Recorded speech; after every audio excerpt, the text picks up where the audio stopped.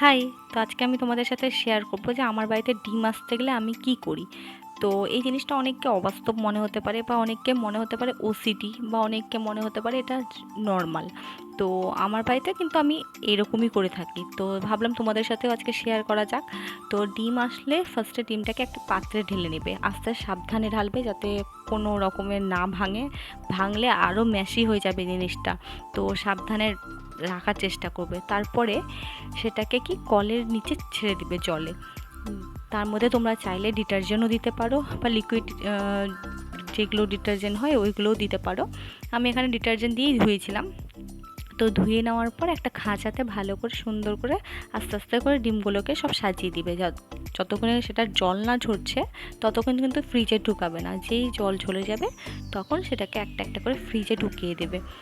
আর যখন খাওয়ার সময় ডিমটা বের করবে তো দেখবে কত ফ্রেশ ফিল হবে, কারণ ডিমের গায়ে প্রচুর নোংরা লেগে থাকে। আর ফ্রিজ যেহেতু আমাদের একটা পরিষ্কার জায়গা, তো সেখানে আমার মতে বলে ধুয়েই ঢুকানো উচিত। তো তোমরাও চাইলে করতে পারো। Thank you for watching.